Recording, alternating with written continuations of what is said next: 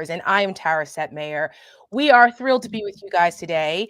Michelle and I are dragging a little bit because we were partying it up, as was Julie, in New York City earlier this week, because we are Webby Award winners for the Seneca Project, and Julie was gracious enough to join us as a guest. JoJo, actually, I'm kind of jealous, was at the Knicks game on Monday night. I know. Which was a crazy as a long-suffering Knicks fan, I was with her in spirit there, or else JoJo would have been with us too. But we're thrilled to be with you guys and talk about everything that's going on, because there's a lot happening up on the Hill, particularly with this budget bill that the Republicans are trying to push through. It's a disaster. And they're getting pushback not only from the Democrats, but within their own party. But we have a great special guest for you guys. We thought, Julie was like, do you want Congressman Himes to come on? We were like, absolutely. So let's bring on one of the good guys who's fighting the good fight up there on Capitol Hill, Congressman Jim Himes. Welcome to Over It. Hey, Tara, thanks for having me. Thank you all, and congratulations on the Webbies. What do I got to do to win one of those?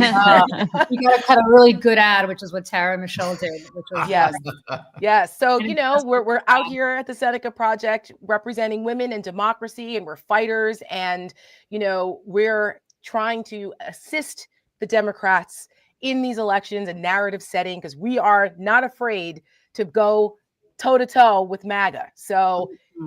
That's what we're here to do for the Seneca Project. But Over It is a different thing. We are in coalition with Joe and Julie and others who are also trying to really just get the message out there to people to understand what's really at stake and why it's so important for us to be involved and to platform other Democrats like yourself who are actually doing the right thing, because I know it's an uphill battle for you.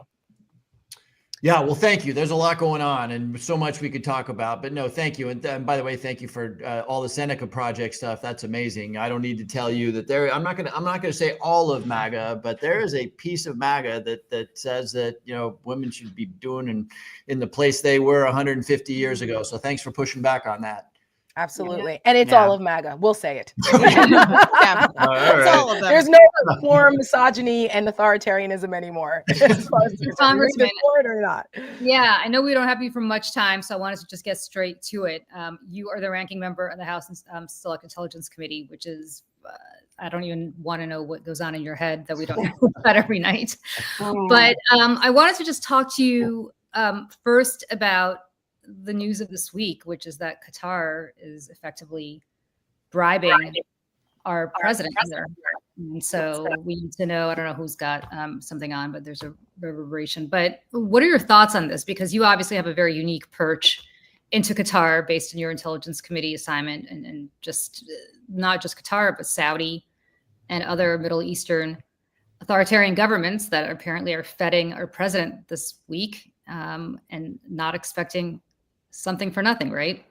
Yeah, exactly right. Exactly right. No, and thanks for asking the question. I mean, and it'll get to one of the things I'm so over, and that I won't bury the headline.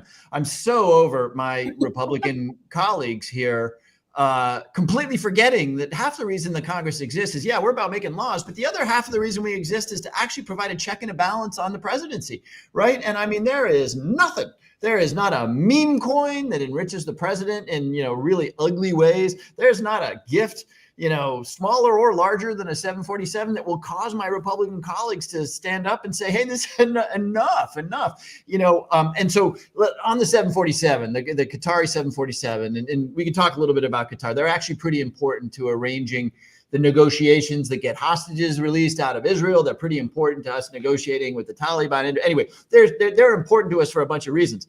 But, no way should the president of the United States be flying around on a massive piece of equipment that was in the custody of anybody other than the United States Air Force. Because I'll tell you a story.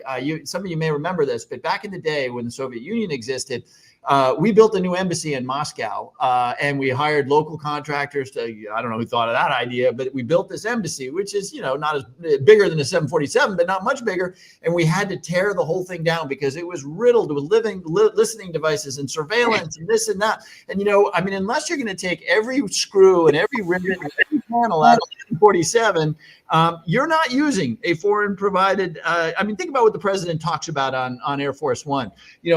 By the way, where is the president when there's a nuclear attack? One of the options when there is an attack, and you guys will remember that in 9/11, they kept George W. Bush circling over the United States in Air Force One, like in the moments when the president is doing the riskiest and most dangerous stuff, he may be on Air Force One. So obviously bad idea from that standpoint. But then, hey, there is a line in our Constitution, the Emoluments Clause, which says that you don't get to accept gifts from foreign nations. And the president today was saying like, well, we accepted the Statue of Liberty. And I was kind of interested that he said we accepted the Statue of Liberty from France because A, the president's not going to fly around on the Statue of Liberty. But B, when we did that, the Congress took a vote to accept it and had this deliberation about whether France was going to use this to try. Anyway, bananas, absolutely bananas that this president is thinking about taking that 747. Not to mention the fact that Grover Cleveland didn't put it in his backyard after he left office. It stayed where it was. So thank you so much for joining us. I was just listening to an interview that you gave recently, and I did not know this, but you spent the first 10 years of your life in Peru, which I was completely fascinated by. And then there was a question as to whether or not you should be able to run for president, but Ted Cruz probably has an interesting answer to that one. But you also talked in the interview about being an optimist while recognizing at the same time that we are sliding into authoritarianism. And I was curious about what the first 10 years of your life and the perspective that might have given you. And when you look at the parallels to what's happening here, and then how do you find that optimistic viewpoint when looking at what we're facing right now as a country? Yeah, great question. And yes, I spent the first 10 years of my life in Lima, Peru, and Bogota, Colombia, and Jojo from Jersey. The next 10 years in Mercer County, New Jersey. Oh, so, where in Mercer County? Little town called Pennington, New Jersey. Hope I know it well. Very well. I went to school in Princeton. I know it well. Pennington's a little south. It's you. I was going to say the North Jersey. The North Jersey, the North Jersey Mafia here. I'm from Bergen County. Like, no idea. South Jersey. No idea. 1982, my very first rock concert that my mom let me go to, Bruce Springsteen at the Spectrum. Course. So I got a little bit. Don't let this Connecticut exterior fool you. And can I just say for the record, I'm so glad that you said you're from Central Jersey because there's a big fight no such thing on the show about whether it exists. And of course, as somebody from Central Jersey, I know it exists. And I'm glad that this is very, very controversial cartography on the show. Very, very controversial. Congressman, is it Taylor ham or pork roll? So really, I got to answer that right now? Yes, you're listening intently. Pork roll on my hoagies. Oh, no. Oh, my God. That's it. This interview's over. That's the question and the interview.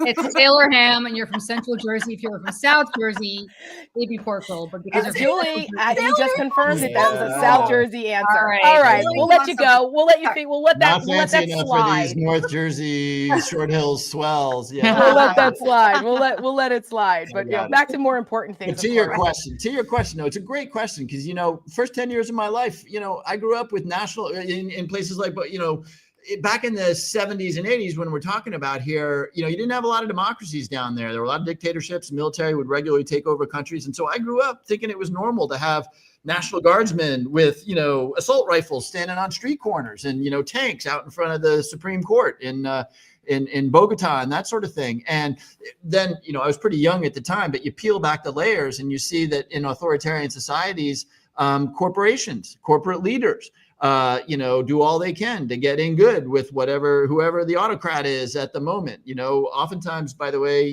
church leaders will make an effort to try to get in with the autocrat. My point is that societal leaders spend a lot of time, trying to get close to the leader. And, this takes me back to Inauguration Day. I was actually in the, they had to do it inside because it was so cold. And I'll never forget the image, sitting there in the rotunda in the Capitol. And there is like 9 billionaires, Mark Zuckerberg, and oh my God, Elon Musk, and they're all being lined up and displayed for the world to see. So, it does sometimes feel like we're, like some of this stuff feels like what I experienced in that era in South America. Well, that's the optimism part, though. I was curious, since you say you're an eternal optimist to a fault. Can you give us and our audience a little bit of maybe hopefulness or something? Yeah, no, I will. And let's stay with Latin America for a second. I mean, and I said this all through Trump's first term. We're a country of strong institutions, and those institutions are the courts, which have stood up. The Supreme Court has now found 3 or 4 times against Donald Trump. Trump appointed judges are finding against Donald Trump. Reagan appointed judges are finding against Donald Trump. And though he sort of danced around the margins and said, oh, maybe we should impeach judges and everything, he has yet to blatantly, he's dragged his feet and this and that, but he has yet to blatantly say, I'm just not following the ruling of the court, which, by the way, when that happens, that's the moment where there's like National Guardsmen on corners, right? Because that's the moment when the American people, which is another institution in this country, need to say, sorry, we're not going to live in an autocracy. So look, our press, though too many of them, I'm looking at you, Mr. Bezos, have bent the knee. This guy who runs the Los Angeles Times, who apparently is in Saudi Arabia with the president right now, too many of them have bent the knee. There's still an awful lot of good journalism. And by the way, here we are talking to each other in what the new journalism is. There's an awful lot of, Amen. 21st century media raising hell, as we're kind of doing right now. So no, it's a dangerous moment, but we have very strong institutions. This is not Peru of 1970. The last thing I'll mention on this point is that, right where I'm sitting right now, the Republicans are slashing Medicaid, and American people are starting to wake up to that. They're really waking up to the tariff catastrophe, because a lot of people have 401ks and IRAs, and people are going to start to see inflation. So what's going to happen is the president's numbers are going to continue dropping. Why is that important? Because now, remember the first thing I said, now all of a sudden my Republican colleagues are saying, oh man, if I stick with this guy, if I'm 100% for him, I'm going to lose my next election. We're not there yet, but we're going to get there. That's my source of optimism. So it's interesting that you say that, because we often say that as we're fighting this, and as I always say that the collective righteous anger of the American people can make the difference, and that people should not get exhausted. That's part of the playbook of the other side. We've seen this before. They want to exhaust us with overwhelming us with all of this insanity that's going on, and the unethical, dubiously legal things that they're doing, and just undermining so many democratic institutions. Now, I worked in Capitol Hill for 7 years as a comms director. I was on the other side at the time. I have since been liberated. And so I know how it works up there. And I've started to see how the Republicans like Mike Lawler and others who are trying to walk this MAGA fine line, which, like I said earlier, there really is no lukewarm MAGA at this point. But they're seeing what these budgets and what these cuts and cutting these agencies and what they're doing, how it's impacting their constituents. And this bill that they're trying to push through, this big, beautiful bill, is really, if this gets passed, it could fundamentally change the way a lot of Americans receive their services, their benefits, and a lot of those people are MAGAs in red states. How do you see the negotiations going on right now? Do you think that Mike Johnson's going to be able to pull everybody together again? Or do you think that there's a possibility to stop this? Because I think people yelling at their members on both the left and the right at town halls is having an impact. Yeah, no, couldn't agree more. And yeah, I there's more than a possibility that they fail, right? They've got a math problem they can't solve, right? They said they're going to take $880 billion out of Medicaid over 10 years. So that's about $88 billion a year. That's about a quarter of federal government spending in Medicaid. And they're trying to do this tap dance and say, oh, we can do that with waste, fraud, and abuse. Baloney. They cannot do it, right? And so remember, there's 80 million Americans, 80 million that get their health insurance from Medicaid. So it doesn't work this way, but you're talking about 20 million. That's, a quarter of the total number of Americans covered, but you're talking about 20 million people who are at risk of losing their health insurance.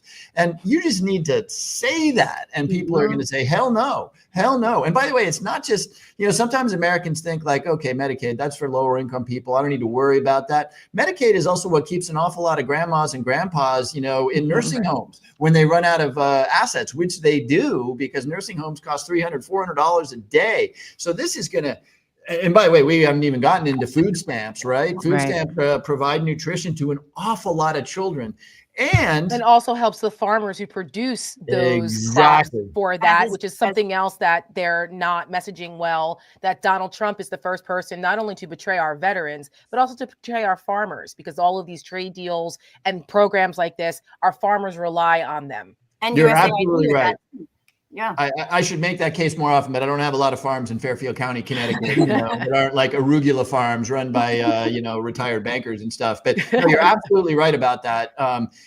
They're not selling anything to China right now because of the tariffs. And now you're going to turn around and just, mess with the program that does allow them to provide food to the federal government, which goes on to schools for free lunch programs and that kind of thing. So anyway, the larger point is that they are trying to deliver a devastating blow to precisely the folks that Donald Trump says he's standing up for, the forgotten American, the blue collar guy and stuff, and rural areas, right?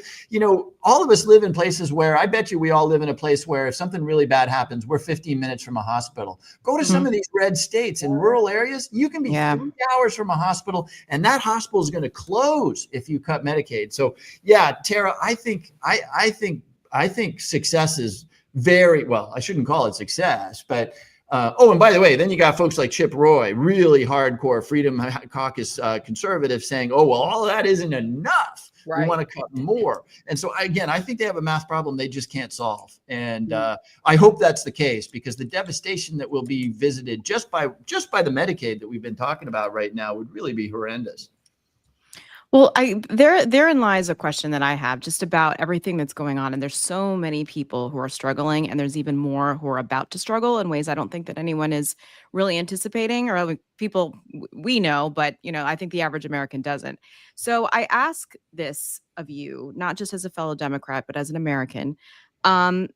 How do we fight back? Because I think we know how to fight back. People are always asking us at Seneca, what do I do? Give me something to do. People ask us on the show. I think we all have a different answer and a different idea of what that means. And personally, I've been very frustrated with my own party and in the intensity and urgency of the fighting back. You're not the only one, Michelle. Polling I know shows that's been same. going on or lack thereof. But I just want to, from where you sit and what you see and what you hear every single day, what advice do you give to the American people, specifically in the opposition, how to fight back and what to do, how to prioritize? Yeah, a couple things. And by the way, some of these things are a little controversial, but I'm gonna absolutely put them out there. Number one, be real careful about chasing every single squirrel. Part of the strategy out of the White House and out of MAGA right now is to every day deliver 3 things that are outrageous. Now, some of them are just completely made up baloney, right? Like, oh, Matt Gaetz is going to be attorney general, right? I would not answer that question because I just knew I just knew it was one of those, squirrels that they throw out there so that we all chase it around. And what happens is if you chase everything that they want you to chase, I'm even a little hesitant, though it gets at the Constitution, the Emoluments Clause, to spend a ton of time on the Qatari 747. Now I will, because it's a security risk, but you really got to, in my opinion, you got to keep the message first and foremost, not exclusively, but first and foremost, focused on the economics. I think we got this wrong in the last election. And I don't want to get into all the cliches about kitchen tables and stuff, but inflation is still out there. People are still struggling. An awful lot of Americans are still struggling. They want people like me to be focused on making it easier for them to buy their prescriptions, to send their kids to college or to community college or whatever. And I'm not saying we don't talk about other stuff. The woman stuff is important. I'm very conscious of what we've been talking about here. The Constitution stuff is really important, but we really got to center those things that are not abstract to the American people. And by the way, when we do talk about stuff, I think a lot about how do we persuade people, because politics at the end of the day is about persuasion. That's right. So, let's take something that is as controversial as they come. Let's take women's reproductive rights, right? And I think the Democratic Party needs to acknowledge and own up to the notion that politics is about addition. And so I don't ever want a party that says, if you're progressive economically and you care about inner city youth and you want to make it easier for people to educate, but you're a deeply devout Catholic and you have a problem with abortion, I don't want to slam the door on that person. Instead, what I want to do is what I want to say is, look, I respect your religious point of view, but I've got 2 daughters and I just can't imagine as a guy telling those 2 daughters that they, what I'm saying? You have these conversations that are a little bit more real. And you don't at the end, look, I should specify here because we've got a few fascists running around. We're not inviting fascists into the party. We're not inviting racists. But I do think we need to be more conscious of the fact, particularly in the social issues, that there are an awful lot of good people out there who are a little more conservative than I am or that you are, and that we want them in because, God, we want to win, right? Yes. So I'm going on a little bit too long here, but keeping the message economically focused, not chasing every squirrel that they throw out there for us to face. And then lastly, I would say I've noticed this with my constituents. It's really important that we support each other. This is hard. It's exhausting. It's absolutely exhausting. And that's why groups like Indivisible, whatever your group is, by the way, the local Democratic Town Committee, your friend group, where you can have good supportive conversations. This is going to go on for a while. So we just got to be there to support each other in a really affirming way. Can I ask you one last question? Because I know you got to jump, but do you feel, to Michelle's question, that the leadership in the House, and I'm not talking about rank and file members, but I mean the leadership in the House and in the Senate for that matter, is doing a good job conveying that message? Because there's an awful lot of people in the grassroots who are looking to Washington for leadership. And I think they're finding it lacking, not with individual members. I think there's some people like Chris Murphy, for instance, who's done a fabulous job, as have Absolutely. you. But I think Connecticut is killing it. Yeah, Yeah, I know, right? Jersey too. But I think that there are real questions about whether this particular leadership is up to conveying that message, no matter what they do on the Hill, but they're not explaining it right. And I just want to know your thoughts on that. Yeah. So, and look, let me just say this right up front and acknowledge it. When Schumer went one way on the budget, the continuing resolution, and Hakeem went the other way, that was a terrible, terrible look. Let's set aside who was right or who was wrong there. At a moment in time when people are worried about the country sliding into fascism, that's not okay. The way we handled the State of the Union was not okay, right? I thought of this a week too late. There was a good, dignified way to handle that. In my opinion, that would have been, we sit down respectfully, we show up because he's the president of the United States, and you honor the office, not the man. And the moment he attacks the Democrats or says something outrageous, we all quietly stand up and walk out. That would have been powerful. Totally visual. agree. Yes. This is why I'm not in leadership. I thought of that a week late. But anyway, So did they. Yeah, so did they. It all? I will totally acknowledge that those episodes were not what they should have been. That said, I will tell you what, I have a lot of faith in Hakeem Jeffries. I'm not going to comment on Schumer because I don't see the guy very much, but I have a lot of faith in Hakeem. He's young. He's in a new role that was occupied by Nancy Pelosi, who was born for the role. And by the way, she spent 20 years getting to the place in the role where she was a Lyndon Johnson-like operator. Hakeem's going to get there. I do have confidence in him. He's careful. That drives some people crazy. I must say that drives people crazy. Us. Yes. Fair enough. I often say you need to be a little more Brooklyn, Hakeem. Bring a little more Brooklyn to this. I know. Yep.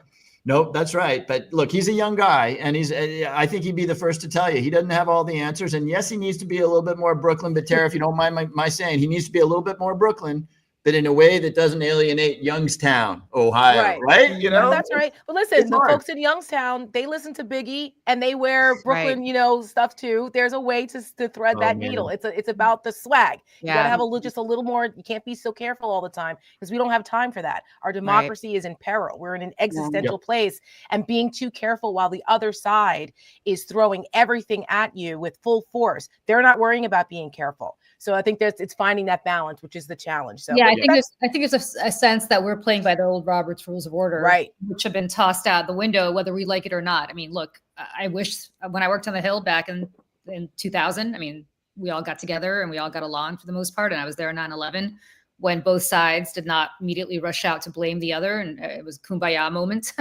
at that time. But the reality is those days are long over. I mean, really over. And I think there were Democrats and leadership, including Chuck Schumer, who have been around a long time, who don't realize that. And I truly hope that Hakeem Jeffries, because he is younger, because he does come from a different generation, because I think he does have people like you and others who are kind of urging him in a very polite way to get it together, that he gets it together quickly, because truly there's only so much that the rest of us can do. You guys have the power to actually stop this guy legislatively. Mm-hmm. And you've got a very, very small majority that you can take advantage of. The Republicans, Mike Johnson, to his credit, has been able to keep together really because of Trump's help. But how much longer it's not going to go.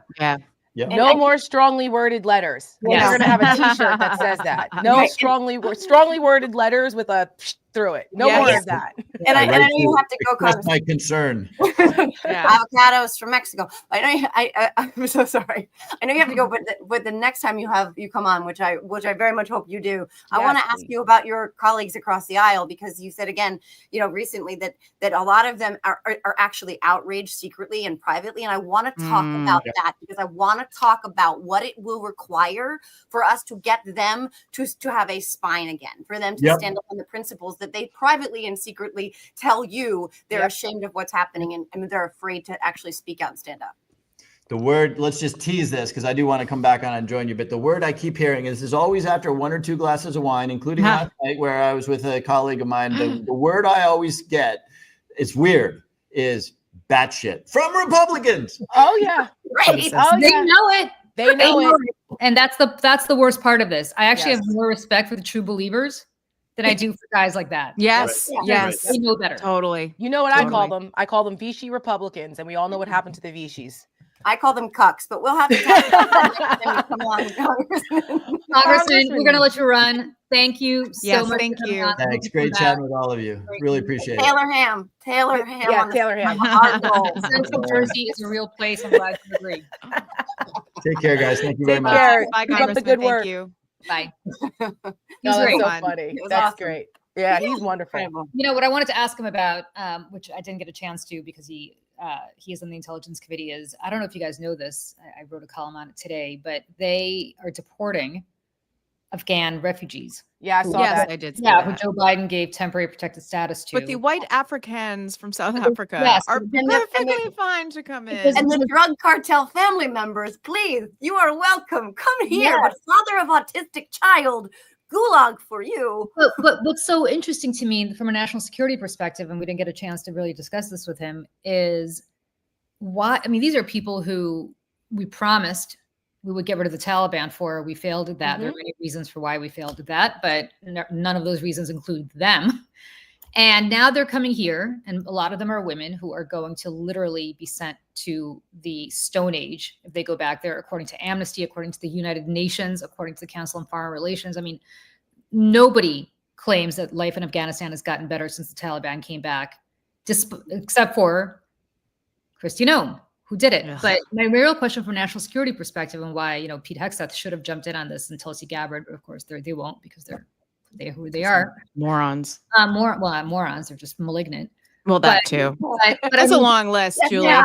I mean, why in the world, if you are a foreign national in any place where the United States military or intelligence is operating, and somebody says to you, "Hey, can you help us out?" Why in the world would you ever answer that door? All you're going to do Listen, is shit from your side, probably get killed. yeah, The United States is going to let you down. I mean, this is the most stupidest point. national security self-own I have seen in it- years. I wish that again, it's because there's so much going on that a bigger deal was made about this, because we talk about the importance of our strategic alliances, and people are very upset about what happened in Afghanistan, and it did run amok. But that doesn't change the fact that so many of our men and women went over there and sacrificed some of their lives and their limbs, and the blood that was shed there for the people of Afghanistan, who many of whom were grateful to us coming there to liberate their country from the Taliban. Ask a lot of those little girls that got to go to school, or those women who are no longer raped by the Taliban, and all of the things that were going on there.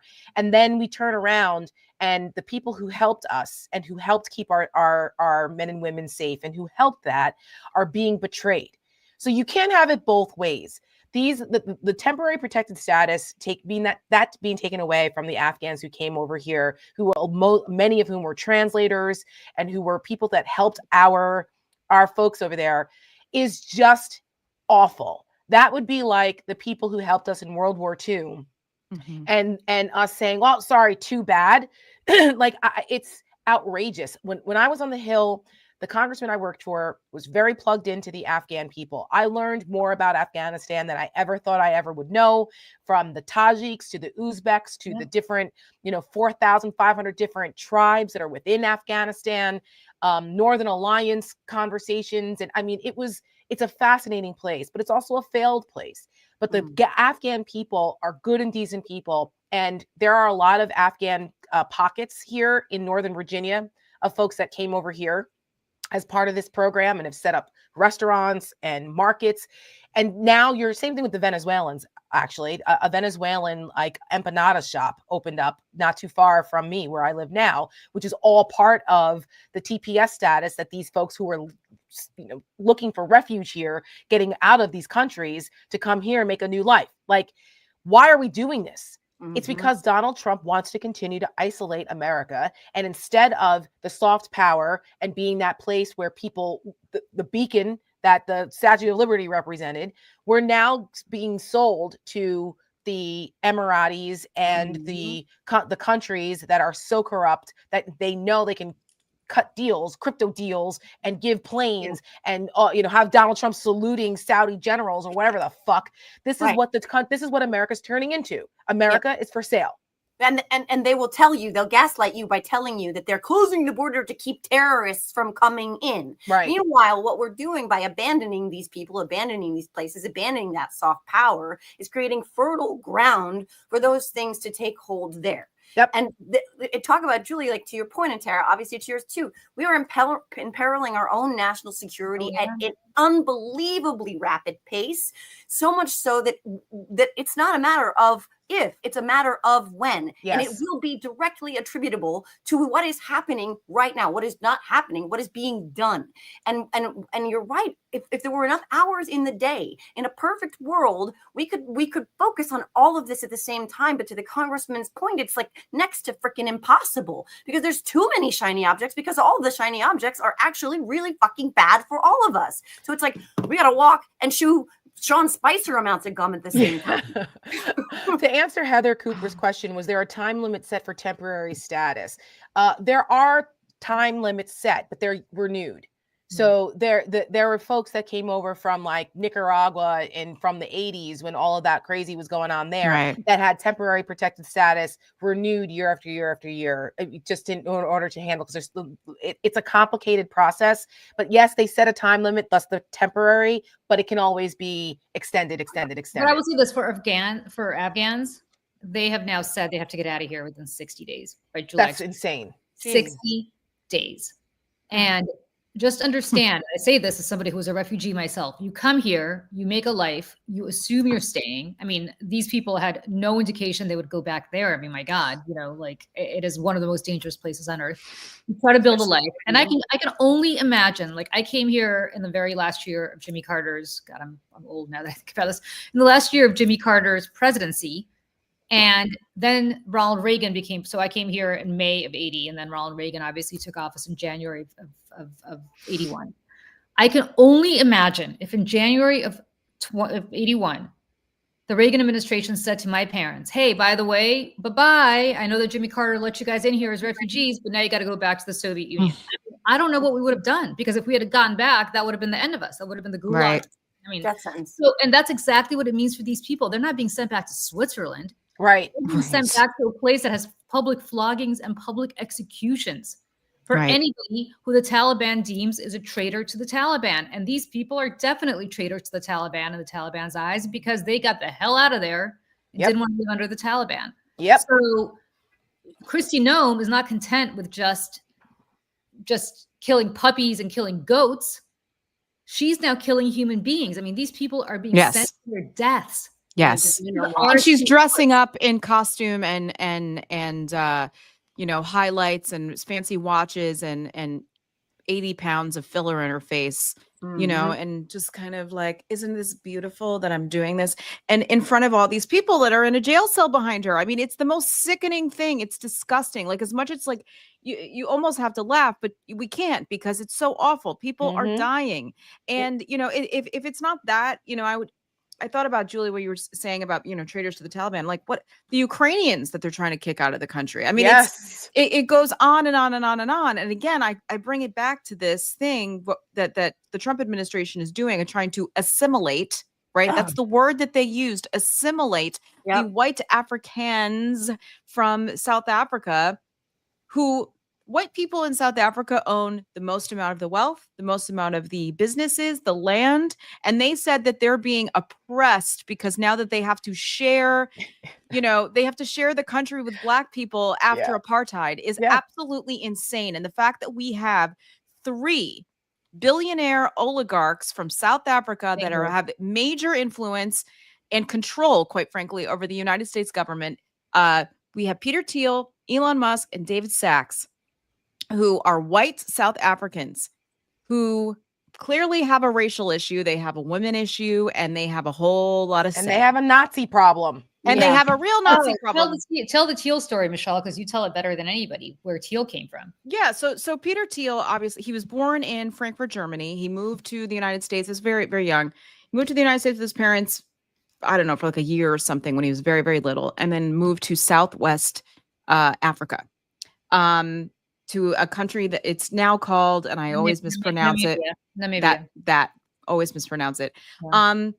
While he was living there, it's a town, and there is an article from 1976 in the New York Times about this town where they say that it was more Nazi Germany than Nazi Germany. In 1976, it was one of the, if not the last place where it was acceptable on planet Earth to throw up a Heil Hitler sign, just normal part of life. You know how people say hi, hi, hi. No, it's Heil Hitler in this town in Southwest Africa. The article opens a story that just people in a gas station doing it to each other just to say hello. So this is where Peter Thiel spent his formative years as a child in a private school. Shocker. And lived there, like I said, during his formative years before his family then moved back to the United States, and then he went to Stanford. At Stanford, then, of course, then he had ties to Opus Dei, all kinds of things. So listen, this goes very deep. Elon Musk also has Nazi grandparents that were part of the Nazi party in Canada. All right. You look at David Sachs' Twitter account, it is all Russian propaganda. The 3 of them are very much living on the same page, and they all have very similar, if not the same, end goals for the United States.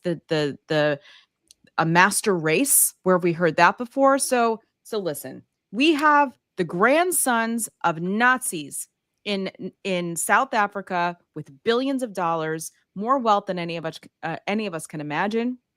And they have the ears and the pocketbooks, and quite frankly, they have the leadership of the American government by the neck.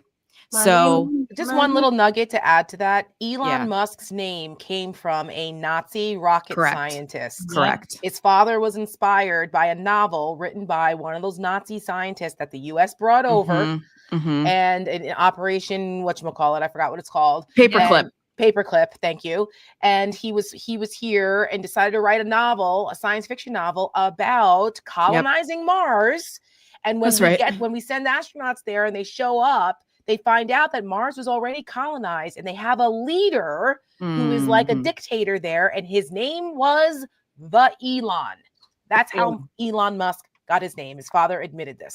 And it's more double standard, more hypocrisy, more, I make the rules as I go along. We want less migrants unless they're white migrants, unless they're from the country I want. We want to protect ourselves from, terrorism unless it happens to conflict with, the money that I would like to make or the plane that I would like to get. By the way, why does a library need a fucking plane? Sorry, Julie's dad, but like the idea that it's bullshit. First it's not like he reads books. I mean, it's ridiculous. I mean, let's go a step further, right? Because Congressman mentioned this earlier and we didn't have time to get into it.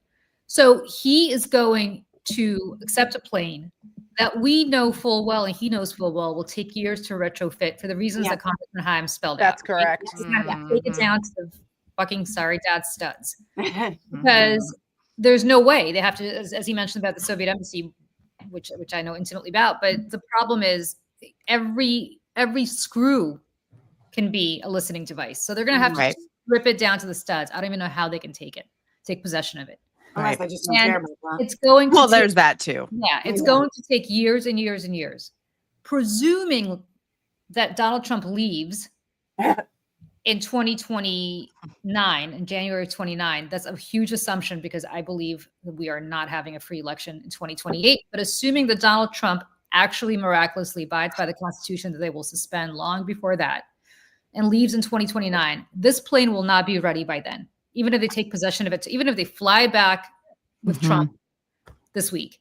Mhm. And of part course, Why well, the reason he's giving was that it's taking Boeing too long to do Yeah. the new one. Right. And now they are So- behind and over budget. And But Boeing is a mess, but yeah. and Boeing Yeah, is a Boeing mess. yes, but still. Okay. So still talk about making America great. How about a great American company like Boeing? I don't blame him for being pissed at Boeing. They took Right. do it, but But you nevertheless, don't go taking a plane Yeah. from the Qataris. So Yeah, as that's an option. right. he knows it's not going to be ready for him to fly around as president. The only reason he wants it is because apparently Trump Force One, wherever the hell the plane is that he flies in now, Falling apart. is also old because he's a cheap person who, until he became president, did not have much money to spend. I don't think you were going to say person, Julie. What is it Yeah. you were going to say? Cheap bastard. Because yes, or motherfucker, I'll say it. Sorry, Julie. I'm Dad. sorry, It is Dad. only Well, 12. there's also the Pam Bondi part of this too, right? Yes, I mean, Pam yes. Bondi was We're working using with the Qataris at a price tag. She was being paid $150,000 a month by the Qataris. And then now she's the Attorney General. Attorney General of the signing United off States. on the efficacy of That's this. right. It's I'm fine. really over it. You set it up. I was going to let Tara go first because she's got to jump, but let me do my quick Oh over yeah, it go ahead. because we just talked about Pam Bondi. So my over it is Pam fucking Bondi. Sorry, Dad. And I'm sorry to the lawyers who will have to be representing me when Pam Bondi indicts me for trashing her. But as you guys know, You're so old school, Julie. You're not getting indicted. You're just getting sent to a gulag. that's I true. know. Yeah, indictments, that's such a quaint first So step. sweet. I I know. know. You're right. Actually, who am I kidding? My God, represent me if I were indicted, but they're going to cut to chase and just get me the hell out of here. So that's Delaney Hall, right? That is, I took that picture on Friday. That is where the protest happened in Newark, New Jersey. That is going to be by far the biggest facility housing migrants in the country. It is close to Newark Airport, which is why they put it there, right? That Right. is located in Newark. There was a protest on Friday because the mayor of Newark said that they don't have a certificate of occupancy and therefore they should not open. He was arrested. He will now be prosecuted, he's going to be prosecuted by the federal government, and I kid you not, U.S. Attorney Alina Habba. But protesting alongside with, or not protesting, showing up alongside with him to do a spot inspection of Delaney Hall were three members of Congress: LaMonica McIver from Newark, Rob Menendez from Hudson County, and Bonnie Watson-Coleman from the great Central Jersey County of Mercer, who also, I'm sure, loves hoagies and also loves Taylor Ham. Whoa. So, yeah. So what ended up happening was that there was a scuffle when they tried to arrest Baraka, and she ended up, Bonnie Watson-Coleman ended up being jostled. She's 80 years old. She's a cancer survivor. I'm not even sure if I'm supposed to say she's a cancer survivor. So I'm sorry, Congresswoman, if I let the cat out of the bag, but she is a small lady. This is not, they're now accusing these members of Congress of inflicting bodily harm on these masked ICE Unbelievable. agents who I saw when I went to Delaney Hall. They were all wearing masks. Now, if you're wearing masks, are you really proud of what you're doing? I don't Right. think so. So what's interesting about that is the person who will have to make a decision about prosecuting three members of Congress is not Alina Habba, because those decisions are not made in the U.S. Attorney's Office in an individual state. Those decisions are made down in Maine Justice, which is the Justice Department in Washington. They have to be made by the Attorney General, Pam Bondi, because this is talking about potentially indicting members of the legislative branch. And what is fascinating about this is that Pam Bondi was also a lobbyist for the company Geo Group that owns Delaney Hall, Oh. who has a 1.2 billion with a Yeah. B dollar contract Yep. to run Delaney Hall. Oh, good God. He was their lobbyist. I have not seen any Yeah. newspaper mention this. It drives me up the wall. I did see one thing about the $1 billion, which was About the like $1 billion, blew my but not mind, about but the no fact- Pam Bondi. No Pam Bondi. I had to look this up.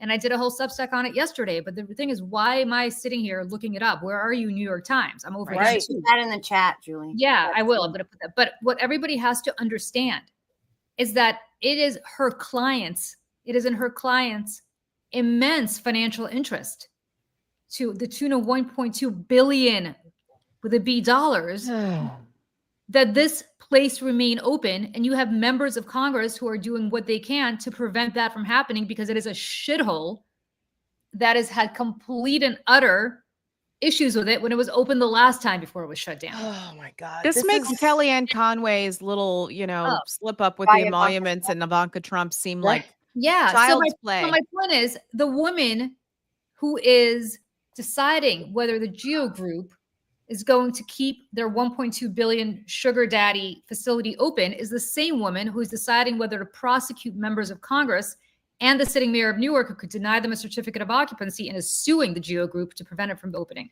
See, this is that bullshit because this is Where why are you, media? Democrats, right? The Democrats should be in front of a microphone every single day, bringing up that Donald Trump is going to bankrupt his own constituents by cutting Medicare and Medicaid and their benefits and screwing veterans. And oh, by the way, our attorney general is in bed with the same people that that's enriching themselves here. Yep. They were clients of hers, and she's bought and paid for by the Qataris, by the private prison people, by such and such and such and such. So, do you really think that that's blind justice? Go ask Pam Bondi why ... Every single interview. You So- bring it up. I don't give a damn if they ask them what the weather was today and what they had for breakfast yesterday. You fucking bring up that Pam Bondi is bought and paid for by the Qataris and the private prison industry, and she wants to prosecute members of Congress. For trying to shut down the prison that she was paid to have open because she worked for them for a long time. She worked for them and by the way, let me just say one more thing. I dropped the article that I wrote, the news. I'm actually going to bring this up on MSNBC. That's the reason why I have to go. I'm going to be on MSNBC at 1:30. Why don't you do your Oh, yeah, no worries. I mean, obviously, I won't go on with my Seneca hat on. I have to judge myself up a little. Yeah. But I'm talking about the judge out in Wisconsin. She was indicted. The judge that they had arrested. She was, in fact, indicted.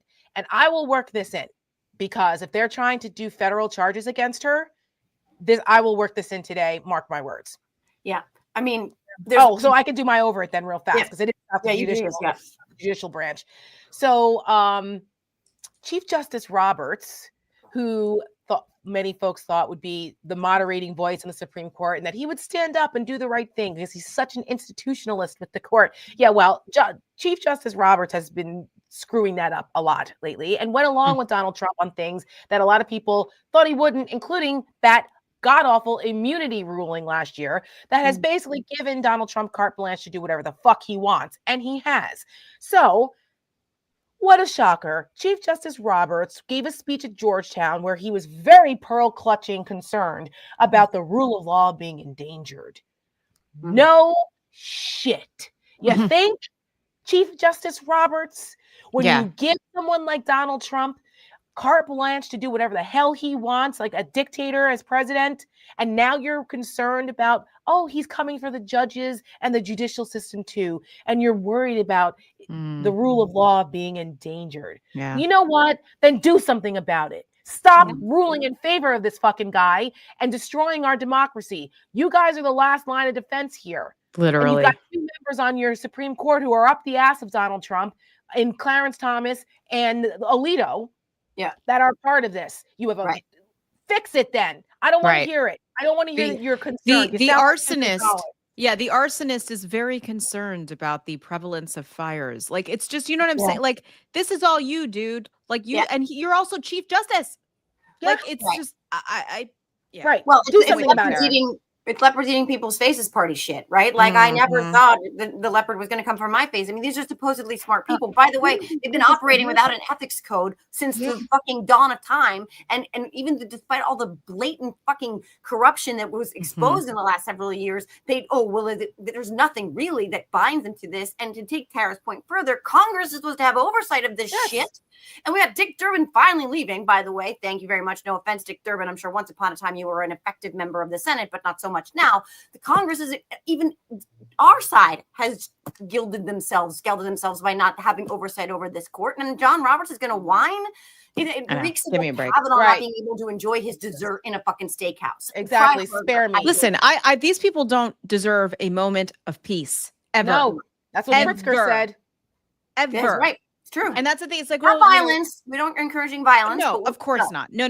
I'm just talking about just like I want Yeah. them to feel uncomfortable, and I want them to hear noise for every moment that they are awake, because Yeah. they are responsible for the dismantling of our democracy. They have, I mean, from Citizens United to Trump v. United States to the end of Roe for women and what that floodgate has opened. I mean, these people are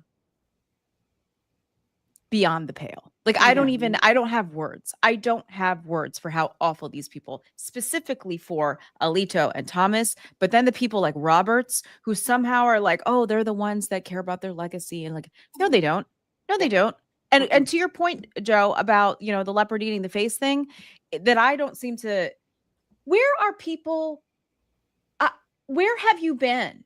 And like, this is a thing too, like Tara and I, at our last place of employment, we talked about this a lot over there. We seem to have we all kind of wrote the encyclopedia on Donald Trump's, psyche and like how he treats people, not to mention the four of us here growing up in the tri-state area. We know Donald Trump.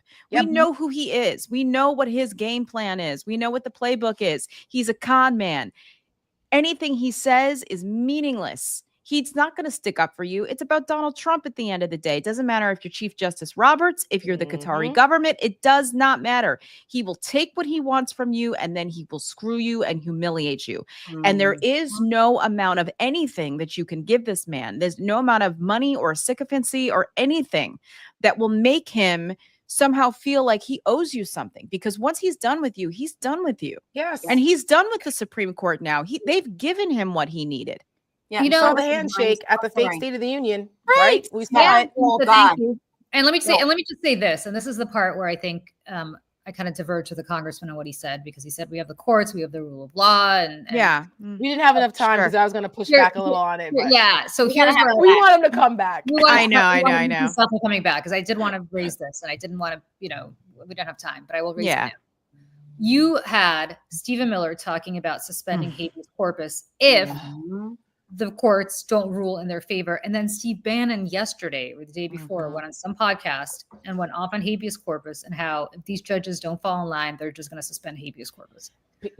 I'm glad you brought that up, because What rule of law? this is what they do. Yes. This is how they float what Test they're going to balloon. do. They It's a test balloon. Always. They always telegraph what Always. the next battle plan will be. They always do this. They did the same thing with the lead up to January 6th and challenging the election. Yep. They mean what the fuck they say. Okay? This Steve isn't a Bannon pipe was dream talking about January 6th for weeks. for months. Oh, so before. was Right. It's Yeah. not a pipe dream. It's not a hypothetical. No. It's not just, we're just for shits and giggles. No. They are laying the foundation to do this. Yes. Yep.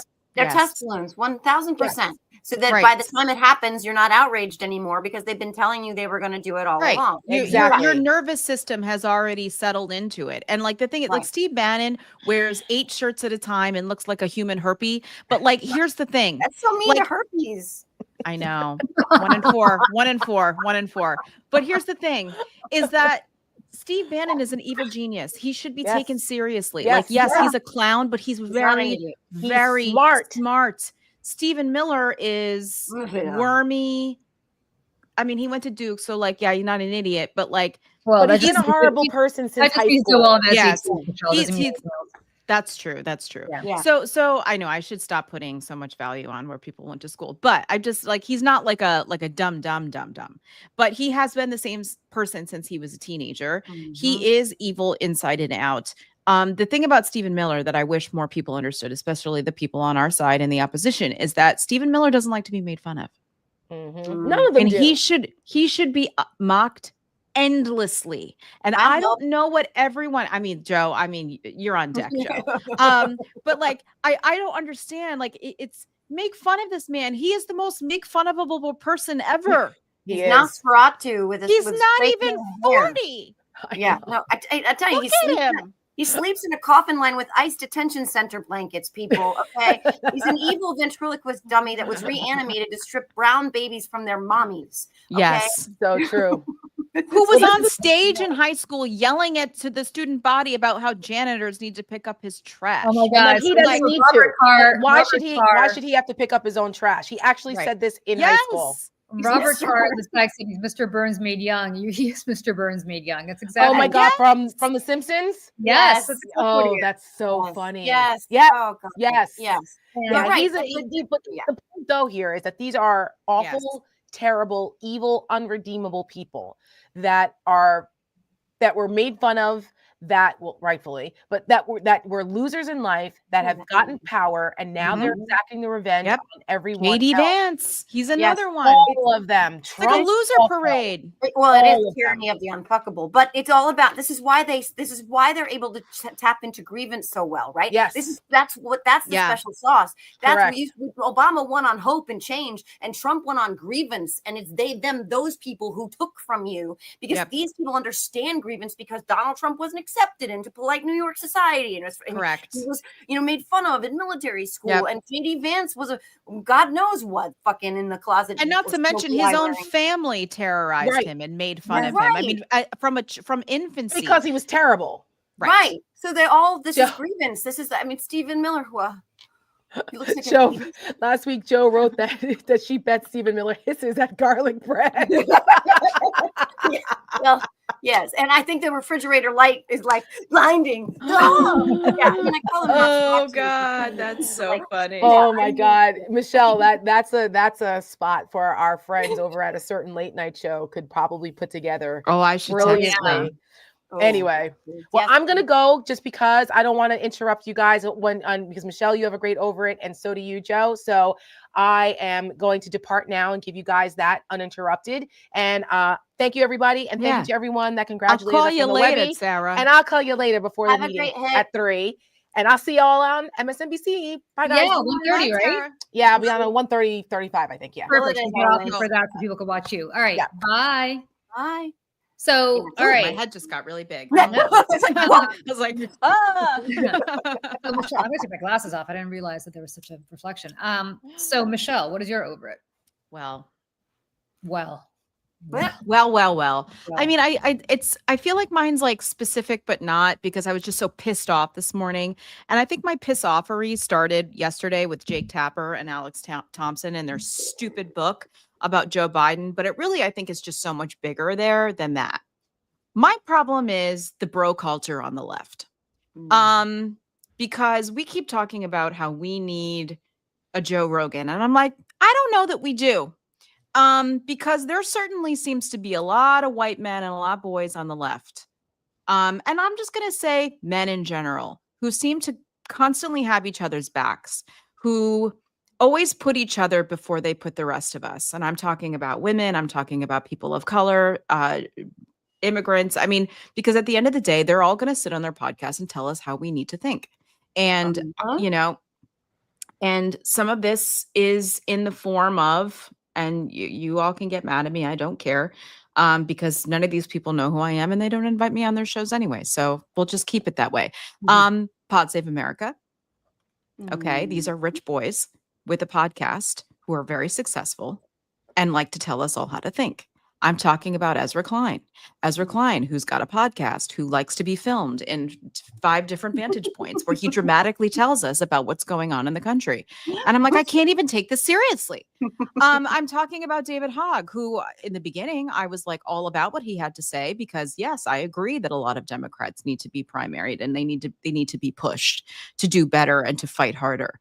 But quite frankly, he's starting to take the James Carville playbook. And listen, I think James Carville has a lot of really good things to say. I think he's a very smart man. He's said a lot of things that make a lot of sense, especially to, the working class voters, union people in the South. Okay, I get it totally. But when you are complaining about how women are too preachy on the left, and that we all, yeah, I'll tell you about women, or he just said generally people are too preachy. That word preachy is no. back. I'll tell you. We talked about preachy the other day. Preachy's back. Yeah. Yep.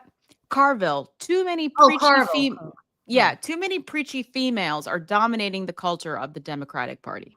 All right, can I just pause for a second here, because Yeah. I don't know him well, but I've kind of intersected with James Carville insofar as I got my start in the 90s in politics, or ran into him along the way. Back when the whole thing happened with Paula Jones, which goes back to literally the 90s, like the mid-90s. I remember Conway. I remember saying a long time ago, for those of you who were not alive back then, I remember turning to the congressman who I was working for, who is named Frank Pallone, who now is the ranking member on Energy and Commerce, the committee that is in charge of saving Medicare. So he's a good guy for you guys to know. We'll have him on the show one day. But I remember turning to him, and I was all of like 23 when this happened. And I said, James Carville's saying that when you drag a $1 bill through a trailer park, you never know what kind of scum is going to come out. I go, that's not how you speak to women. Mm-hmm. And it was just interesting because they're like, oh, like I just remember like, and Frank Pallone is the like most respectful. There was no better member of Congress to get your start with because he was respectful. He was great with women. He's just a wonderful man. Like, Sure. Like no notes, 10 out of 10. But I just remember saying this, like it was a visceral reaction. I didn't really think much about how women were treated or not treated back then. I just kind of rolled with it. But I was like, this is the problem. This is why James Carville got Paula Jones all pissed off. Yeah. She would have been fine if comments like that were not being made. Yep. But when you treat women like they're lesser than, Mm-hmm. when you say that she's trailer trash and you drag a $1 bill to a trailer park, you never know what's going to come out. Oof. Like, you don't fucking say that. Mm-hmm. You don't say that about people who live in mobile homes or whatever trailer parks are called these days, the polite term for it. You don't say that about women. You don't say that about uneducated people who may not have gone to law school like James Carville. You just don't do that. And the sad thing is, it's been over 30 years and he's continuing that shit. Yes. They don't learn because they just continue to get away with it. Well, Because that's what I mean. Learn. Paula know. Jones did not want to come forward. Paula Jones just wanted somebody to privately say sorry. Yes. Well, right, but look, they're looking across the other side, being rewarded. Correct. Yes. Yes. And that's celebrated Yeah. and Yes, Joe. uplifted and given huge powers of incredible consequence and weight. Hello, Right. Pete Hegseth. So I mean, yeah, these are supposed to be the good guys on our side, but they're still bros who are like, I don't want to let my tenuous hold on my spot go. No. Like No, I wrote about this today. I don't want to share the sky with these chicks. Like, exactly. they don't even know that this caveman fucking mentality creeps in, but they're looking at it on the other side going, I want that too. I don't want to let go. Like, But it's a pendulum, right? Like this is because I know this back from when the Me Too movement was really at its height back in 2016, 17, because I helped launch it. But first it went one way and now it's going the other way. My friends, the pendulum's going to swing back again. Oh, absolutely. Absolutely. It is. It's going to be held against you. Well, and I think that for a while, the guys on the left, a lot of them, not all of them, there are some that are really wonderful people who do all the right things, and thank God for them, truly. Yes. But I'm talking about the other ones, and I think we all know who those people are here, at least the three of us. I think that because they're like the good guys, they pretend, or at least tell themselves that they have to pretend to care about women and women's issues and things that we say. And we have to, we're going to sit there and like, oh yeah, strong women, blah, blah, blah, blah, blah. And I think that after Roe fell, I think that they were kind of afraid of the power that we had from within the party. And I think when women did not show up to vote in the ways that we thought that we were going to, or the way that we thought some would, I think that they said, oh, wow, they're not as powerful as they thought they were. So now I guess it's just, we're going to have to take power back. We got to leave it to the boys because we're in charge now. And like, this is the way that David Hogg has been talking. He has been saying like, oh, we just need to he hasn't really come out and said it, but he alludes to the fact that we need to, it's kind of like we have to be in touch with the guys and we have to talk about like things in a certain way, kind of alluding to this MAGA-esque, not totally, because they're in, the MAGA people are insane, but like in a way that maybe isn't so feminine. He's talking about Turning Point, essentially. He's talking about like leaning into more of what Turning Point does and how they created this. And by the way, Turning Point, they are anti-woman, as anti-women's, success stories and women's progression as just about anyone on the planet. Right. And there's a million trillion reasons for why they're successful, not least of which has to do with the pandemic, by the way, but also video games, also that uber male mentality. I mean, it's like Andrew Tate and all that other fucking shit is very intoxicating, and they're all over social media. There's a million trillion reasons for why that demographic, young men in particular, are sliding further and further far right. And what we cannot do as a party is just say, oh, well, then we need to lean into more of that. Yeah, no, not- that's not it. success. That's just not it. And like, Right. I'm not going to sit here. And again, like, and then I have to sit here and listen over and over and over to these. I'm not going to name any names, but people talking about the male loneliness epidemic. And I'm like, I have to sit here and listen to how lonely you are while I'm having to sit here and look in the comments at people making sexually threatening, harassing comments to me day in and day out, not just to me, but to the women in my life, the women I work with. Like, spare me when we are having to literally wade through shit day in and day out just to be alive and to survive and to exist and to speak up in this environment. So please, like the guys on the left, I'm like, I'm sorry, but you are not the answer. You're part of the answer. You're part of the solution, but you are not the solution. And the more that you continue to do this, to Julie's point, the pendulum will swing in the other way.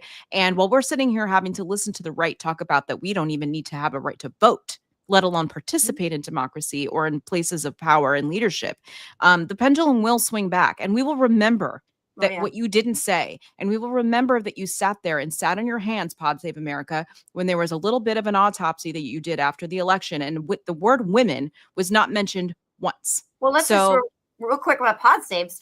Michelle, I got into a huge fight. He ended up blocking me. And by the way, now that I know, I've seen him in person, I understand a lot more about Jon Favreau. Hi, John. He blocked me for this because he thought we should just leapfrog over Kamala, that we should just bypass the vice president. The first African-American female Indian vice president in our history. We needed to just pick new people. We needed to pick the white guys that he wanted, that they thought were the most out of touch of people. I swear to God. I mean, there's so much misogyny baked into that. And I don't know if he has a daughter, but I believe he does. And I do. And it's her birthday, by the way. But just imagine happy birthday. What that tells. Thank you. What she said, thank you. I mean, I should say thank you because she came out at me, but whatever. I mean, and all that. But still, what does that tell the rest of the world? What does it tell little girls? What does it tell?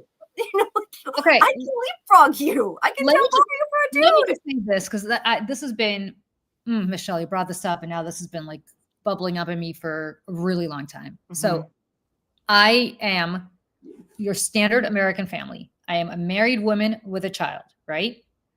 When I'm done with this podcast, I will have to go back to work and work nonstop until my son comes home, and then I have to deal with his shit. Right? I mean, because we all do. And then I have to make sure he does his homework. And then I'm going to have to go to the store and figure something out for dinner. And it's going to have to be something creative because I can't serve the same thing every night. And then I'm going to have to cook it. And then my husband's going to come home. I'm going to have to give it to him. And I have the best husband in the world. I'm not complaining about him, but he goes to work every day and he comes home and he gets a hot meal on the table. And I'm going to have to make sure that the homework is done. I'm going to have to make sure the teeth are brushed. I'm going to have to make sure that he gets to bed and not stays up doing whatever the hell he's going to do, my son, till, and by the time I go to bed, I will have probably done the job of 6 men. Oh, yeah. And what I think these guys don't understand is that when they get off their podcasts, they're going to order Uber Eats, or they're going to go out to dinner, or they're going to go home and their wife is going to have a meal for them. Yep.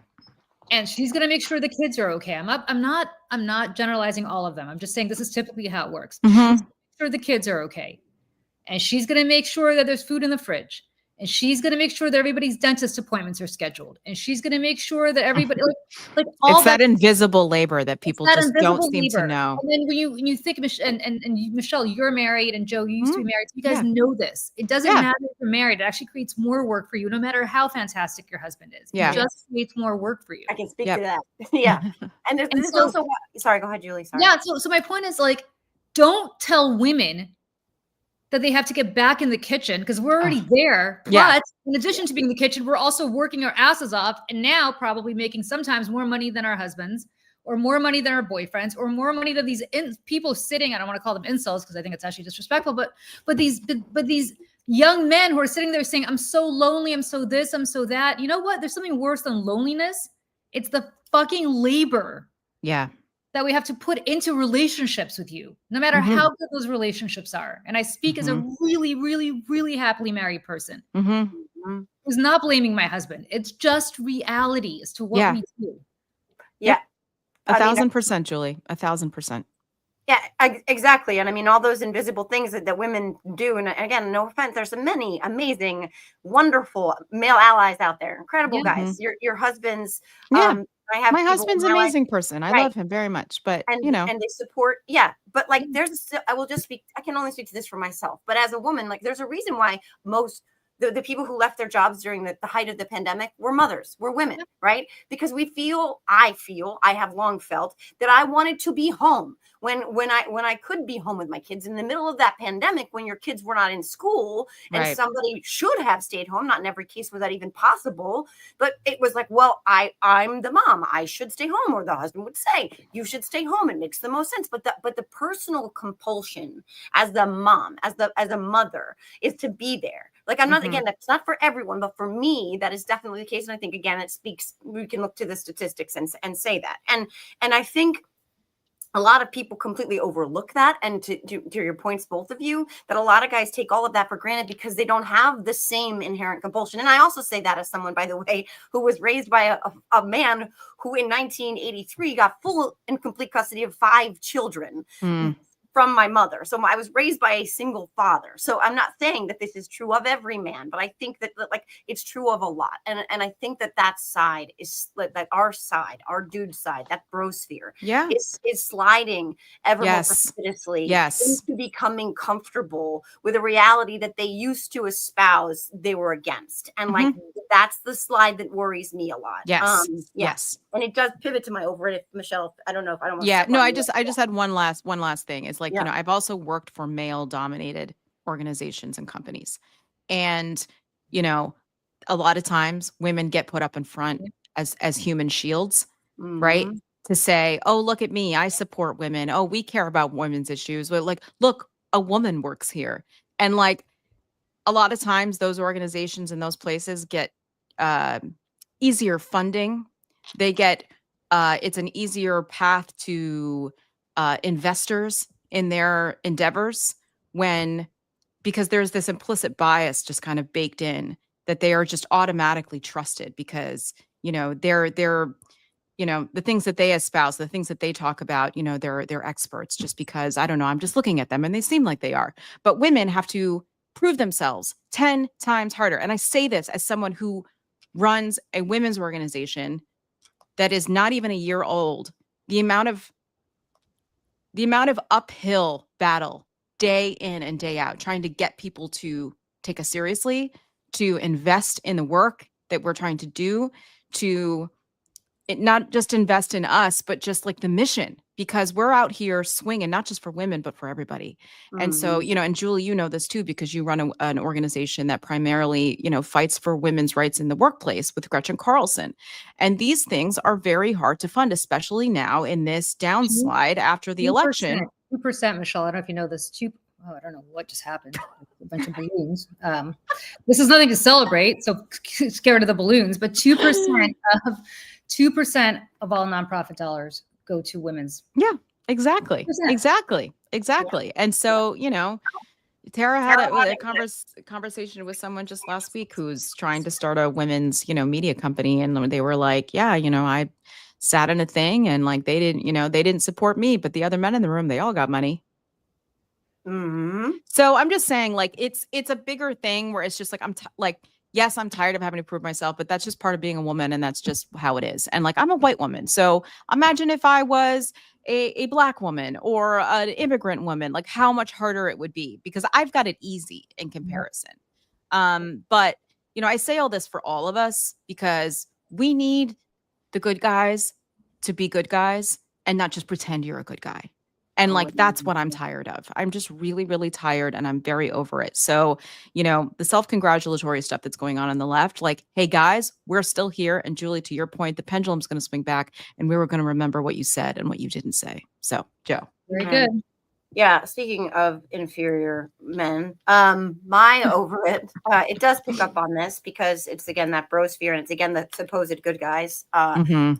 who've been sort of positioning themselves as being either moderate or apolitical or whatever journalists. Mhm. I'm not going to say the name of the book because I don't want to plug it. He's already tried to farm my engagement by quote Which tweeting is me. absolutely wild. Just Yeah. totally crazy. I mean, this is what they do, right? By the way, Mm-hmm. Narcissist of a Feather, and I have long heard from a very good friend of mine, who I won't name, that he was in her DMs anytime she would have the audacity to criticize something he said. So this is about Jake Tapper. Yeah, Jake Tapper. Jesus. Yeah, Jake Tapper has a trashy new crap, whatever. I don't know what he call it, a book. Okay, I call it cat litter liner. Because now, of course, is the perfect time to blame the last president. Mhm. Or everything that is wrong in the world. Yeah, Jake Tapper has a book. By the way, I'll just say this, that he's parading all over CNN as news. They're not just Jake, which he was like basically interviewing himself. Like, so Jake, this is true, right? Yes. So that wheelchair thing, I'm not giving any context for, but I just keep saying that he was going to be in a wheelchair. Yes, Jake, that's true. Fuck that. And fuck him and fuck everybody else on CNN who's like, there's new information out. It's like, no, the new information is in his book. And talking, by the way, when he quote tweeted me, he quoted George Clooney to make his point for why Joe Biden was unfit and is responsible. Girl. I You know. know how I feel about You George had the Clooney. best response about Clooney in that exchange, and I want you to talk about it because it's so relevant to what you're talking about. Yeah, so he's quoting George Clooney, and then so I asked the question: you want me to trust George Clooney's assessment of Joe Biden's fitness for office and his attributing the loss of the election to Joe Biden's unfitness for office? The same George Clooney who only a few weeks before he wrote that op-ed at the urging of someone I'm not going to say, by the way, speaking of like tough guys, but he held a fundraiser for the person that he would later, only a few weeks later, say was not fit to reelect. A fundraiser that raised $28 million. He held the fundraiser. Weeks and weeks went by and he didn't say a goddamn word, not one word. And now he's supposed to be the gospel on why Joe Biden, who didn't recognize him apparently, should have stepped aside. Well, where the fuck were you, George Clooney, if that is true, that night and every single night that followed? Because the next thing I saw was an op-ed where you jumped on the bandwagon, the one that became very popular all of a sudden. And where were you, Jake? Because they just love to hear themselves talk. Anyways, keep going. And Jake Tapper was the one who moderated the debate and still walked away not saying Joe Biden should step aside. Joe Biden seems unfit. And the last thing I'll say, because all of this is just maddening, is we have a fucking convicted felon, adjudicated rapist, con man, who is stealing people away from our country and sending them to gulags. There it is. He's taking a $400 million flying bribe from a country that funds fucking terrorists. Hello, 9/11. Hello, Gaza. And they're not, by the way, he was falling asleep in public. He talks about Hannibal Lecter. He talks about 2 dolls. He's literally fucking insane. He wears a fucking diaper. Pardon me. Sorry. I get so fired up about this. And what is Jake Tapper focused on right now? The last guy, the guy who, by the way, I had the incredible honor and privilege of meeting over the course of 3 years, 4 times. Well, okay, technically 4 times because one time was twice in one day, but it was in 2 different places. So I'm going to count it as 4. So it's really only 3, but like 3 days before. But it's like this jerk scene. Sorry. Anyway, and I'll tell you what, and I will swear on my grave, I will swear on all things holy. The man I met in 2021, he was, on his game. He was as smart and sharp as a tack. And the man I met in December of 2024 was just as sharp. Was he a little slower in his step? Was he a little frailer? Every guy who goes into the White House leaves older. Okay. Even Obama. He came out silver, right? They all come in younger and more virile than they leave. But he was as sharp as a tack the last time I saw him, and he recognized people. He wasn't fumbling over his words. He didn't belong in a fucking wheelchair. Context also. What Jake says is in his own book is that what the doctor said was that if Joe Biden had fallen and injured himself, that he would have required a wheelchair for his recovery. Yeah. Same as all of us. The same as all of us, by the way. Right. What's that? Yeah. Well, 80 years old. No fucking shit. Yeah, when an 80-year-old falls, like it's a problem. So You know here's, what I mean? but here's my problem, Joe, with all of this. It's that you're a journalist And Right. you're blaming everybody else for covering up Joe Biden's decline. So Yeah. I will Yeah. say, Joe, I saw Joe Biden over the course of his presidency. I did see a market decline, right? And I said it at the time to people. I didn't say it publicly, but I said it to people. I'm not in Washington every day. I'm not covering the White House every day. CNN has White House reporters covering the president every day. The network which Jake Tapper works. Jake Tapper also, I assume, saw Joe Biden over the course of those 4 years all the time. If there's a cover up, why didn't you expose it? It's not like, it's not like Biden was hiding in the basement for 4 years. Right. You saw him at events. You saw him doing stuff. But the part that really upsets me about this, and this is not a both sides thing, but it really upsets me about this is we have somehow normalized Donald Trump. Yep. We have somehow said that all the things that you just said right now, that's just Trump being Trump. Mm-hmm. But we're not going to write books when Trump is gone about how Trump is batshit crazy because that's just Trump being Trump. That's all baked in. Right. What? In the same way that they chased, it started with the New York Post, but then they all chased Burisma with Hunter. Hunter. Let's investigate Hunter. Let's hold hearings about Hunter. The press, here's a shiny object with Hunter. And the press was like, yeah, okay, we're going to go chase that shiny object with Hunter. Where are the stories about what Eric Trump and Donald Trump Jr. are doing right now, right now, making their family's business richer than they've ever been. Where is the media laser focused on who's giving money to the crypto fund that Steve Witkoff's son is running while Steve Witkoff is off negotiating Ukraine peace and negotiating Middle East peace that Donald Trump is an 80% stake in? Why is everybody just saying, oh, you know what? It's okay because it's okay that Bezos just gave Melania $40 million for her life story. Give me her life story, really? As Tara would say, she should be thanking her lucky stars that she's not milking goats in Slovenia right now. Yeah, I mean, I've been to Slovenia. Quite honestly, I don't know why she left. It's a beautiful country, but yeah, I don't know what exciting things happen in Slovenia, but yeah, exciting things happen here for her to meet Donald Trump. Yeah. But look. The reality is all of that is baked in. Oh, of course, Melania has a meme coin. Of course, Trump has a meme coin. Of course. Right. It's why wouldn't they? That makes sense. Why wouldn't you want to $40 million for her life story? That's just baked in. But why don't we go focus stupid Hunter Biden stories for 4 years? Yeah, that pisses me off about this, Joe, is not so much that Jake is sitting here writing a belated story about Joe Biden. It's that he could have written that story at any time over the 4 years that Biden was in office and apparently chose not to. Right. Right. He was hedging his bets, if you ask me. I'll say that Alex Thompson, as much as insufferable as I think he is, and his unhealthy obsession with Joe Biden during the campaign and during the election. However, I'll give it to him that he was writing those stories and he was Jake Tapper was not. But he has the bigger reach and the bigger audience. Yeah. And so I want a book right now. I want one of these people to write a book right the fuck now. Mm-hmm. I'm going to apologize to my dad again for the fact that as we sit here today, you don't need to wait until the administration is over. You can write it now. Yeah. The grift that is happening right now with Jared and Ivanka, with Eric Trump, with Donald Trump Jr. I have no idea what the other two are up to, but I'm sure it's probably nothing good. Maybe a journalist. Well, I mean, what's her face is her husband is broke or something. Yeah, right. I mean, so and Melania's meme coin, and Melania's bio, Amazon bio, Tiffany, and World Financial Lenders, and Trump's meme coin, and all the ways that they're taking money, and God knows how much money both the Trump organization and the crypto fund is taking in this little Middle Eastern trip, because it's not a coincidence he didn't go to Britain first. It's not a coincidence he didn't go to France first. He went to the Middle East because they know grift. They know bakshish.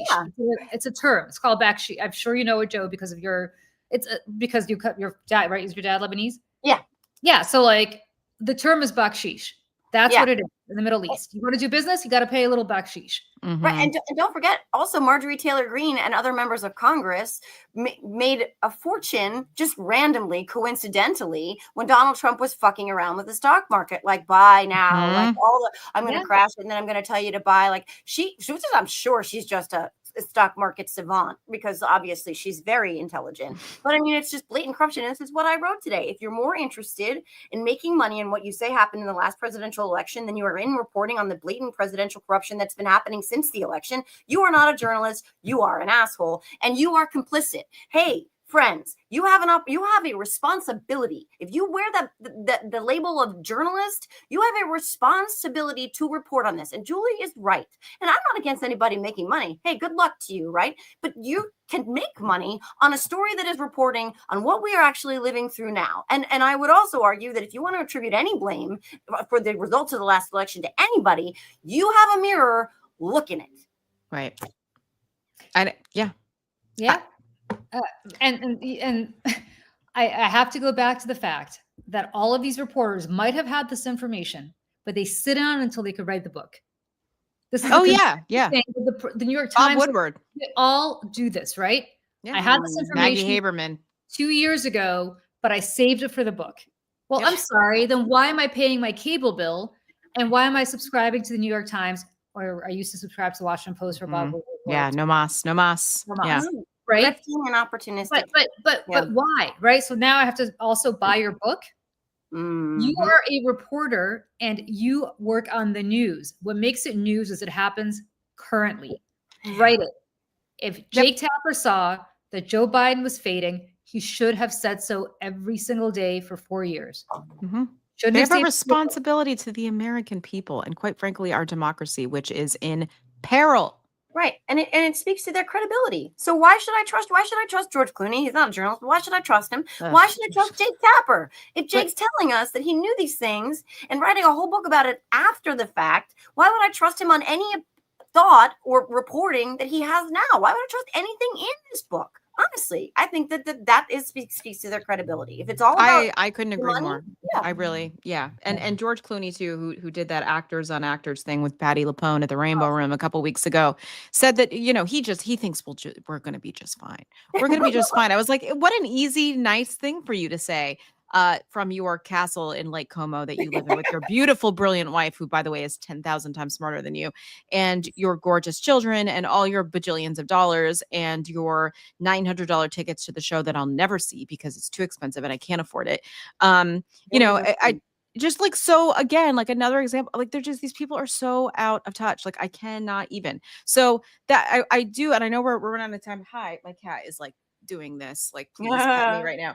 I did want to end the show maybe on something a little more positive, a little more helpful. Mhm. I want to point out to a couple men who I think are doing the right thing. One of them is a gentleman named Jim Acosta, Mhm. who Julie and I had the honor and privilege of spending several hours with over Sunday and Monday. He was our special guest of the Seneca Projects when we went to the Webbies. He came up on Sunday and went to our little cocktail celebration with us, and then came to the event with us on Monday.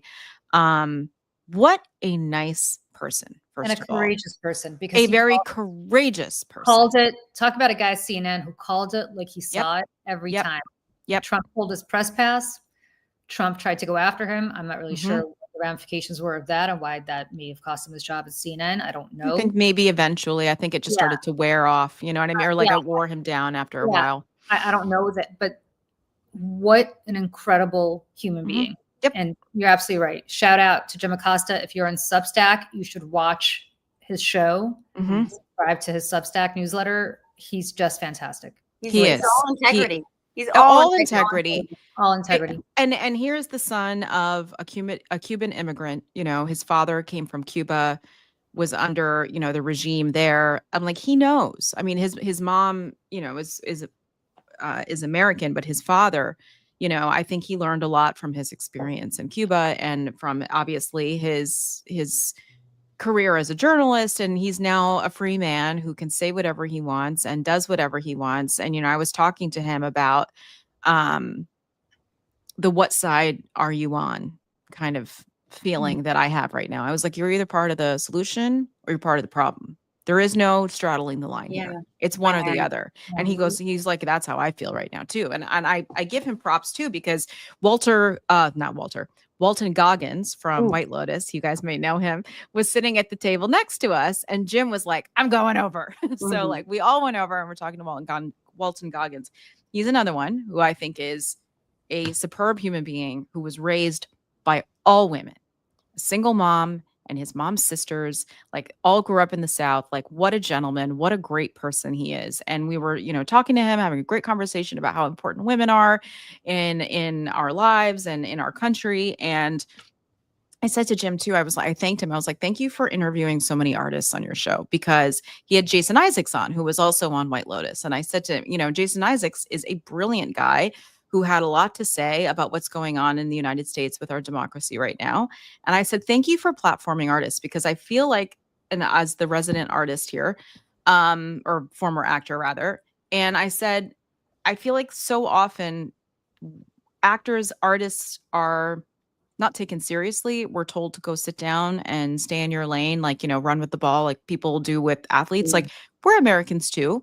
We have a right to say what we want to say. And in fact, I think a lot of artists have a very specific point of view on what's going on, because you spend your life trying to interpret or reimagine or understand or reinvent the human condition and try to understand like what's going on from a very visceral cellular vantage point. And so I got thinking about that. And then I saw Robert De Niro speak at Cannes Film Festival that's happening right now.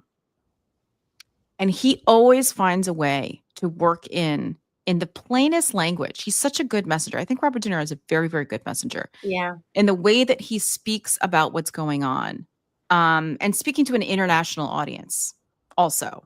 I think, especially as a guy who's just so American. He's such an Italian American guy, so such a part of our culture in the United States. Yes. And we have a clip of when he talks about what's going on here, and I would love to play it. In my country, we're fighting like hell for the democracy we once took for granted. And that affects all of us. That affects all of us here, because the arts are democratic. Art is inclusive. It brings people together. Like tonight, art looks for truth. Art embraces diversity. And that's why art is a threat. That's why we are a threat to autocrats and fascists.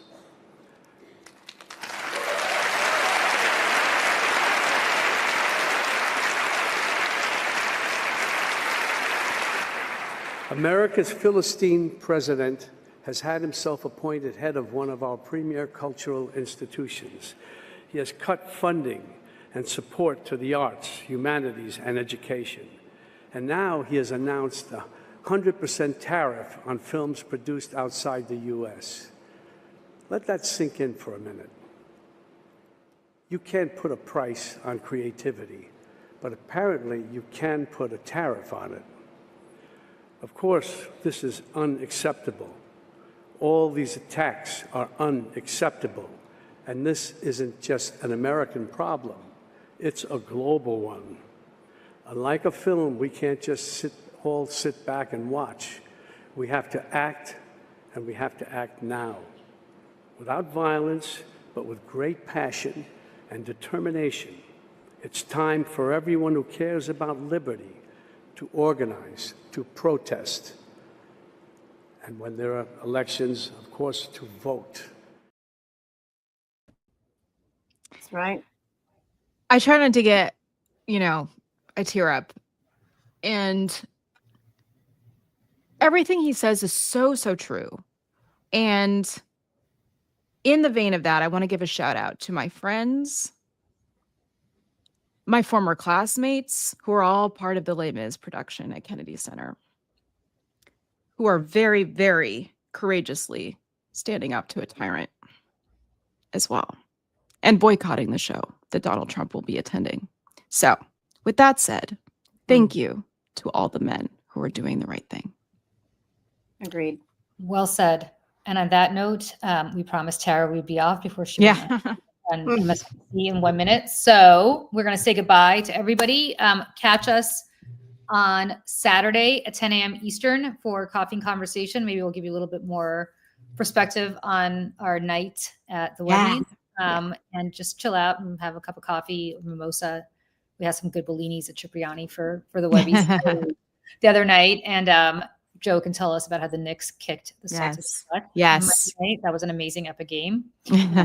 And just really quick, and speaking of the Webbies, and we just also just a very, very specific thank you to Marcus Flowers and his PAC Hold the Line, which made our night at the Webbies possible. He is such a good man. He's a veteran of the Army and is always standing up to do the right thing. And he always has our back. And I just want to thank him for just such a special night that we could all celebrate the good work. And to the good fight to Marjorie Taylor Greene a couple of cycles ago. Yes. All right, everybody. Thank you so much for joining us. And we will see you on Saturday and then right back here on Wednesday at noon next week. See And ya. thank you to Congressman Himes. That was awesome. Yes, Yes. thank you, Congressman Himes. That was excellent. We're going to have him back because I have Except for the Taylor Ham part. It's fine. Central Jersey is a real thing, and I have a member of dear. Congress confirming it. All right, bye.